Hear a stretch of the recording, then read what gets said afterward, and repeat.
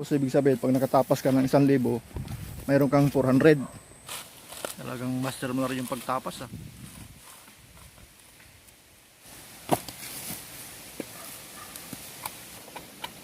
Ano mo yan, boy? Sabi ko yung tapakan. Tapasan.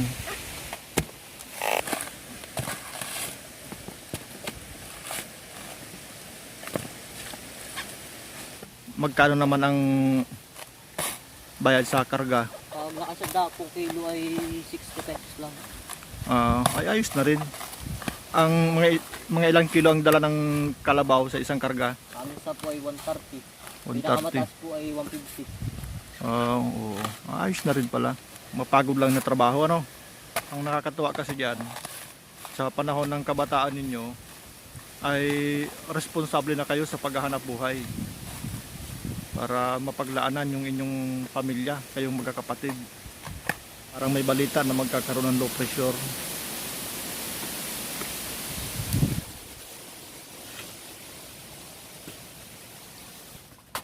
12 years old lang po ako nagsimula nung nanapas ako. Nagkakasugat-sugat pa nga po yung aking braso. Noon at hirap na. Ganong hirap talaga ang buhay pananapas. Hindi katulad ngayon na may naisadya akong ganito para maprotektahan ang aking braso. Kasi iba talaga yung hapdi at sugat. Nakakailang piraso ka man noon nung magsimula kang manapas? Halos 300 lang po sa maghapon. 300. So, Kahirapan pa nga po. ilang taon ka na ngayon? Sa ngayon po ay 15 years old lang po ako. 16. Pero nung mawala na ako si Papa ay kailangan po namin umalis dun dahil bata pa ako kami.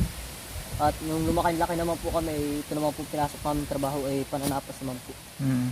Kasi wala pong ibang hanap buhay. Anong trabaho dati ni Papa mo doon sa... Ano po, yung sa kakawan po, farm. Trabador siya doon. Doon siya nakatira. Ako naman po ay 57 taon pa lang nung nawala si Mama. Umatay po na rin lang pandemic yung siya nawala. Nagkasakit siya nitong panahon ng pandemic. Oo, saka siya namatay. Kaya ang totoo talaga mga kawail, sila ay uli lang lubos. Yan. Kaya may imagine natin kung ano yung sakripisyo nitong dalawang kapatid para kahit paano mapaglaanan yung pangailangan ng mga kapatid nila nag-ieskwela.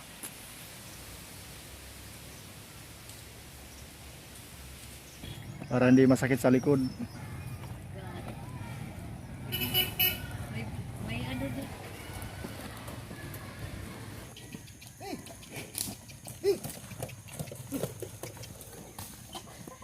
Bilis ah.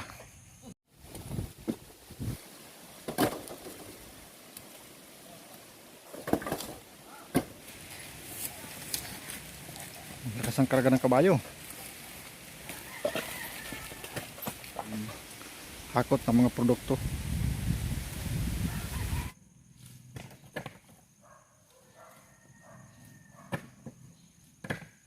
Hahangaan nyo talaga mga kawaid, ang lakas ng karabaw. So, kailangang balance ang karga pala nito. Napakatulin daw mga kawaid yung karabaw nila.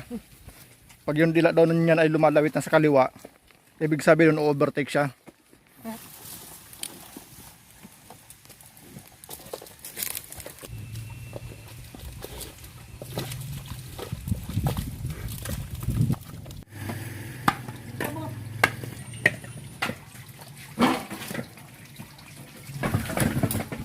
Kilos na, dalawa ng timbang. 400 kilos hanggang alas 3 ng hapon. Ano po kasagsagan po ng COVID diyan po kami nakakuha ng mga panlabon-labon, ng kain.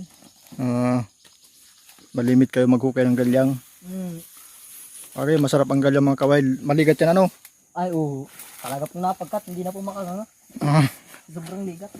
Tanggal ang pustiso. Oo. Pero pinagtaniman nila ito ng mga mahogani. Yan, mga mahogani. Papalit nila sa mga kahoy na pinuputol nila dito. Mapansin yung kubo nila dyan ay bulok na, giba na. Nililinisan nila uli para mataniman nila ng bago. Yung mga saba nila papayat na dahil nakanlungan ng mga kahoy na malalaking kahoy. Kapal mga kawail ng galyangin nila dito. Madiskarte talaga mga gwapong ito. Napahiyaw ito kanina. Palagay ko na pang-iwang ito yung langatong. Doon daw mga kawail natalo yung mga hapon nung maipang iwang nila yung langatong. Sigaw na yung mga Hapon ay ayoko na sa Pilipinas, pati damo ay gerilya.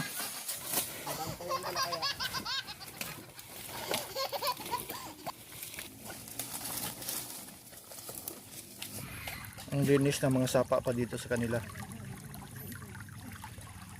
Doon pa ang tambakan sa unahan doon. Maniniba daw kami ng saging, baka sakaling mayroon tigas.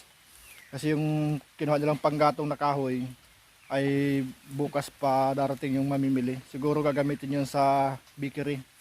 Kaya mga tuyong kahoy yung kinuha nilang panggatong. Ay, maraming salamat sa inyong patuloy na panonood. Abangan nyo kami hanggang sa matapos yung video ito ng dalawang batang lubusang naulila nitong panahon ng pandemic.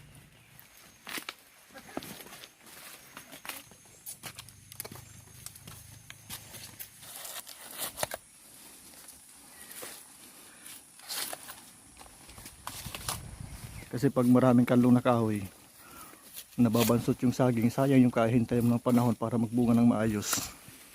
Butuan po yung saging na yan. Ibon lang kumakain niya sa kaunggoy. Pero naroon may isang puso. Mabuti pa yung saging may puso. Sabi ng iba, ito raw ang lababo ng langit. Kaya laging maulan.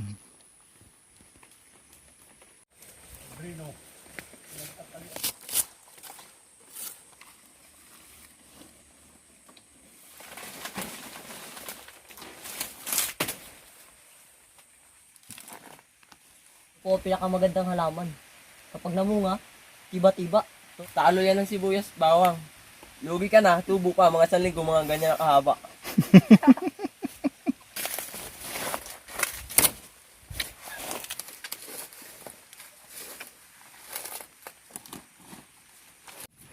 Two years old ka pa lang, Aldrin, nung mawala si mama mo, ano?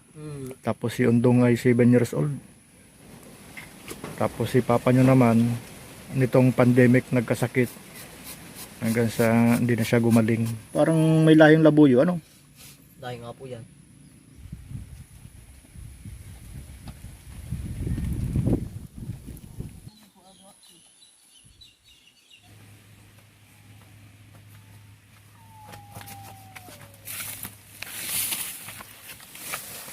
Napakalawak ng tanawin nila dito mga kawild. Hanggang doon sa ikapitong bundok. Sinong tao ang hindi nangarap na hindi umaluan ang buhay, na mabisan ang hirap.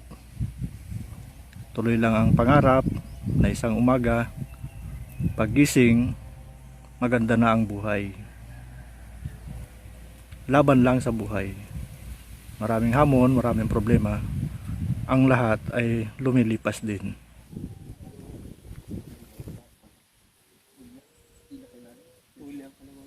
Napasok po sila sa school, hindi po nila kasi nung magawa.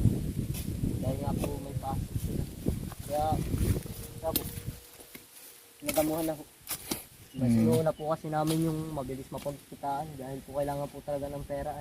Oo, araw-araw. Kasi bago po mamunga ito mga 1 taon siguro pa ho ito.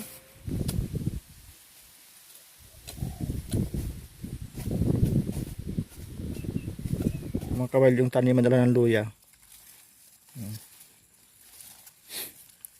Hindi rin nila hinukay ngayon gawa ng bumagsak yung presyo ng luya. Presyo ng luya, tinamad silang hukayin kasi walang buyer. Noong nakaraang taon daw kasi malakas yung bintahan ng luya.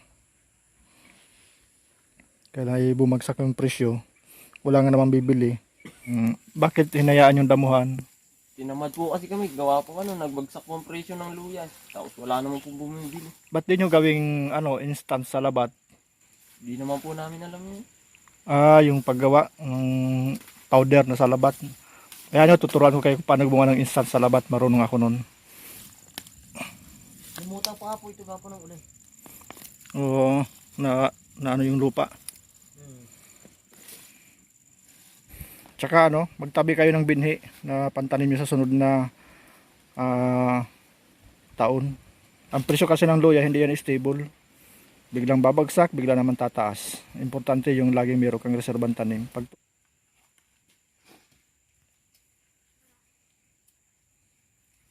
Kung panganay ay maputi. Tapos po yung mga sumunod po, matatangkad po sila. Oo. Artistahin. Mahahaba po mo. mayroon kong singkit sa o ano. Yung bulakog. Yun o, may nakuha akong balingoy. Tamang-tama panlabon. Laki ah. Kalaki. Wild. Tingnan mo ang kanggos nila dito. Kalalaki ng laman. 3 araw na yata nila itong pagkain. Parang may na-imagine ako sa itsura nito ah. Dito sa probinsya, medyo mura ang gastusin sa pamumuhay araw-araw. Pero hindi ka ganong magugutom. Sa Pilipinas pala, pinakamaraming metal. May talbos ng kangkong. May talbos ng kamuting kahoy. May talbos ng gabi. Pilipinas, napakaraming metal. Nalala ko kawahil yung isang katrabaho ko noon. Sabi niya, dito sa probinsya, masipag ka lang, marami kang makukuha ang gulayin. Hindi ka gano'ng magugutom.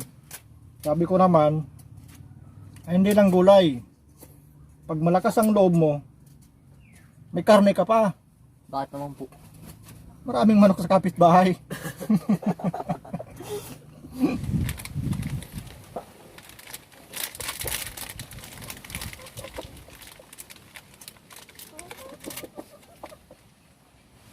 May kaunti akong budget dito. 1,000 lang kawail, yun lang ang budget ko ngayon. Ibigay ko sa kanila kahit paano makatulong tayo. Tingnan natin kung ano pa ang pwedeng magawa ng video natin na tulong para sa kanila. Pero ang totoo kawail, tuwan-tuwa ako sa kanilang magkapatid kasi na-imagine ko kung gaano kapursigido sila para may taguyod ang pamilya, ang pangailangan nila sa araw-araw.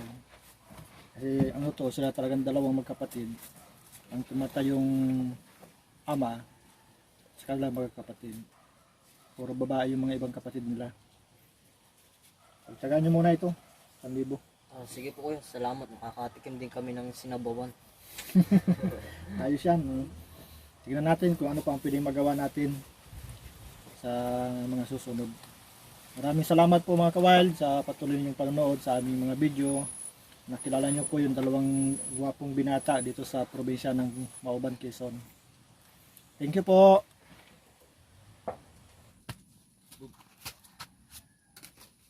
Taas ng nilulusong nyo dito ah. Kami kawild, doon kayo matulog sa kubo. Sayad ang duyan sa lupa. Kay sarap nang may minamahal. Araw-gabi pinaghihiwalay. Subalit paglipas ng 1 taon, isang halik na lang, 1 taon.